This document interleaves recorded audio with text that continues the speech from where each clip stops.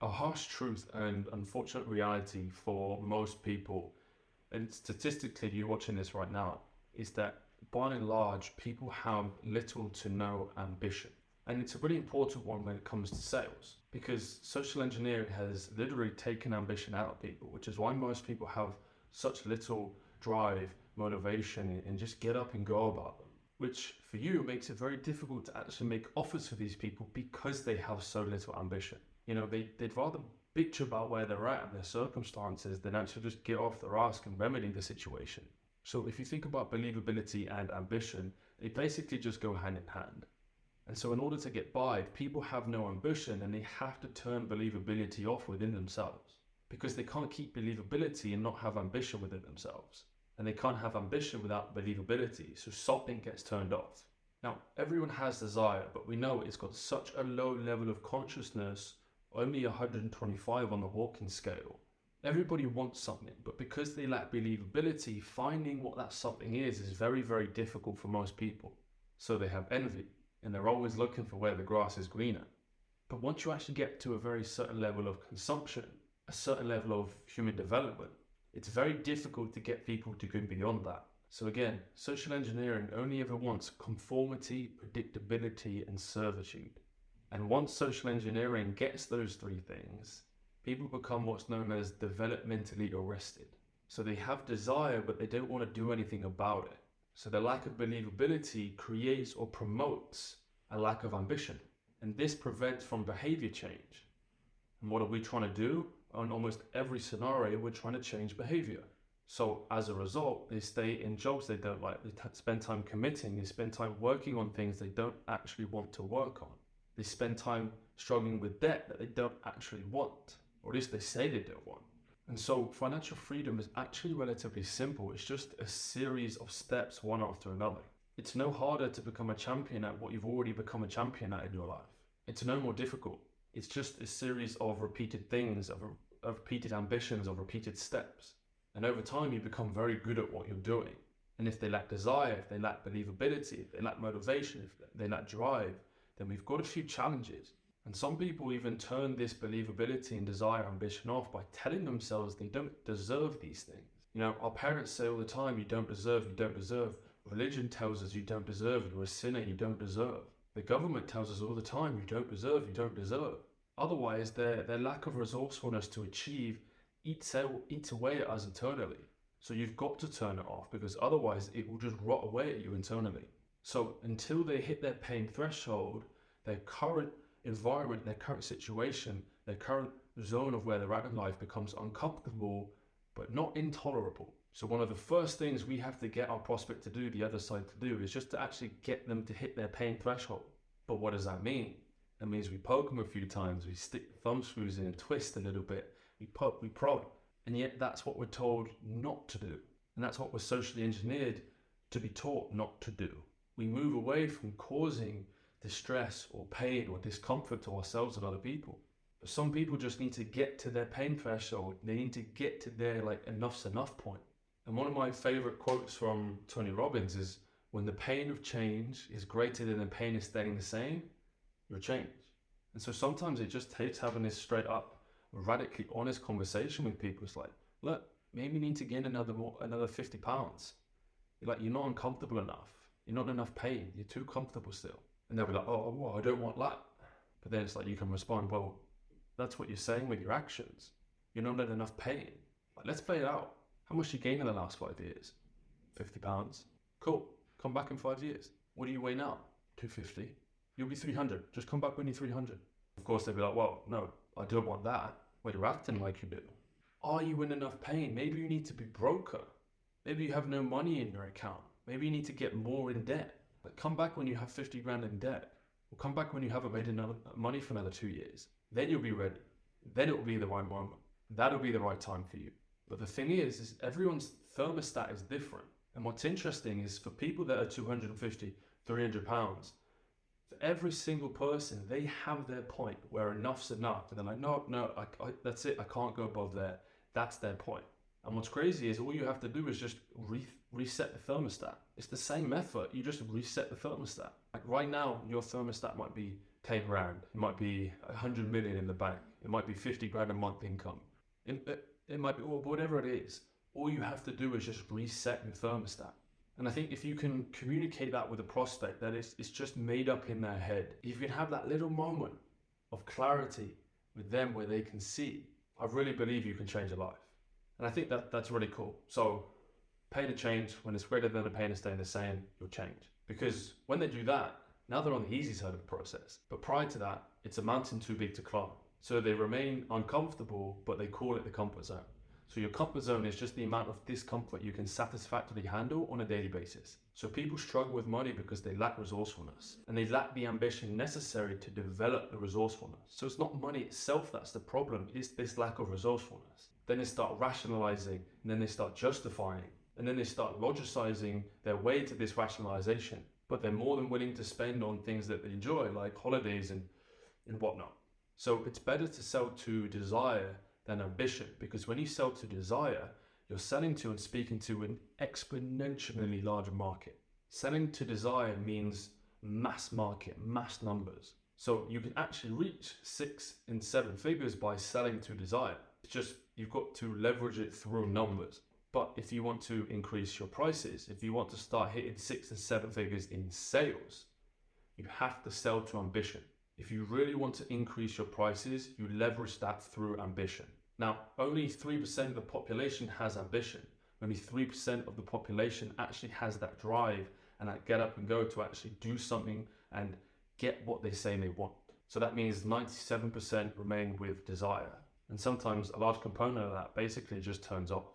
And it's not because they're lazy. More often than not, it's just a fear of failure. But all fear is forward-looking. So if all fear is forward-looking, people have actually just convinced themselves of something happening prior to that event actually happening. And so if you look at the nightly news on TV, 99% of it is pointing out fear and drama. If you look at reality TV, it's all basically pointing out some fear or some loss. Then they can be laughing at it or not, but it's basically pointing out failure. So if you think about all fear and failure is forward-looking, how do we overcome that? Fear of failure means you can't fail until you try. So what are they going to do? Not try, because they lack the ambition. And until they try, their dream is still alive. This dream board is still up there for them. And the law of attraction is still working for them. But if they try and their efforts don't work, then the dream is dead. The fear of dream death is actually the core reason behind why most people don't try in the first place. And now one of the things personally I try and convince people of and spend time convincing people of, and I think it's really important that you need to spend time with yourself, but also with your prospects, speaking to them and convincing themselves that there is no such thing as failure. There is only ever a result. The thing that makes it failure is some measurement system created upon us and through our unconscious mind, through social engineering and through social conditioning. But a result can only ever be achieved by moving forward momentum, actually trying and doing something. So the fact that you've got a result needs to be celebrated. So you would celebrate it, you endorse it, you validate it. And all you need now is a different series of feedback criteria. And once you actually get this better feedback criteria, this criteria can only ever tell you two things. One, that you need more information on how to do something correctly, or they actually need to just adjust something on the behavior side of things. It's either adjust something in the knowledge part of it or adjust something in the behavior part of it, or both. And so when you've got better feedback criteria, it's only ever going to point to improvements, to adjustments. So it can't point to failure, it can never only point to progress. So rejection and failure actually decrease your internal status. And so that's why fear and rejection are literally so paralyzing to people. So the logical next step from that is to think, what's one of the most powerful biometrics within ourselves is to now actually help increase status. We reverse engineer it and now we want to increase status. So if you think about whatever it is you can teach, whatever it is you can share, how do you position so that it actually works to increase this person's status? Now, you have to know what would be status for them, and that requires you to understand your avatar, because status decrease is one of the most powerful precognitive motivators within people. And the loss of status is evolutionarily connected to survival and reproduction. So imagine what could happen if you could increase these feelings of status. Basically, it's the survival of the fittest. If you don't have status, you don't get to pass on your genes, you don't get the food, you don't get the shelter, you don't get the man or the woman. And that goes down a different rabbit hole, but I think you understand the point. Which now brings us on to the next part of this, which is by and large, people have little to no faith. If they don't have ambition and believability, how the fuck are they going to have faith? And so the probabilities of people not believing you are fucking high. You know, few people believed flight was possible before the Wright brothers. But actually, if you follow that history a little bit deeper, you'll find out that someone actually flew before the Wright brothers. But after it happened, it took the public another 5 years for them to actually collectively believe it was possible. And if people don't believe something is possible, they're not going to make any effort towards getting it. Another example, everyone believes the scientists and physiologists that it was impossible to run a 4-minute mark. Enter Roger Bannister. And then the following year, many people broke that 4-minute mark. To the point now it becomes a standard at the elite level of athletics. Once again, someone shows that it can be done, and then it becomes a normal thing for people. So most people need someone other than themselves to believe in. And that's why coaches, guides, and mentors are so important. Because if you can get them to believe in you, then they're more likely to trust and believe in themselves that they can achieve. So every time you present an offer, people go through different stages of belief. They unconsciously go through their internal processes, and their internal processes have checklists. So when you present your offer, you make an offer, ask yourselves, how many things are you asking the other side of the other prospect? How many things are you asking them to believe in? Because if they have too many things to believe in, the answer is no. However, if you ask them to believe just one thing, you've got a much higher likelihood of a positive result happening, of them actually accepting your offer. If you're asking them to believe 2 or more things, then it's going to fail. And most offers fail after 3 points. Because at that point, you're asking non-ambitious people to believe too many things. So basically, your offer is just going to bomb. Because people don't have the emotional time or the emotional space to focus on overcoming something that big for them. They don't have that emotional or mental space to overcome and focus on or change that amount of things. It's just too hard. So when you think about designing your offer, think about getting people to believe just one thing. And if that one thing offers them excitement, if it offers them opportunity, or that one thing offers them leadership, then your enrollment rates are going to skyrocket. So we're pretty deep there. I think you understand the point. It's ambition, believability, desire, and all of these things is conditioned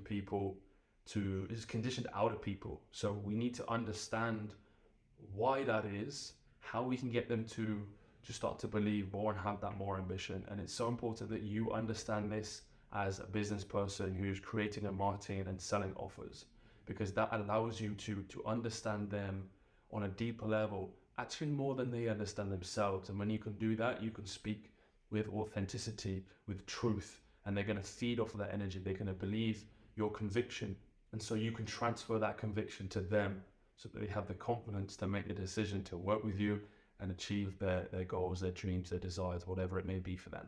I think that'll be, I went deep enough on that for now, otherwise I'll be here all night. So let me know your thoughts, and in the comments, I'd love to hear what you think about this, what comes up for you. Maybe we can do a second rendition of this.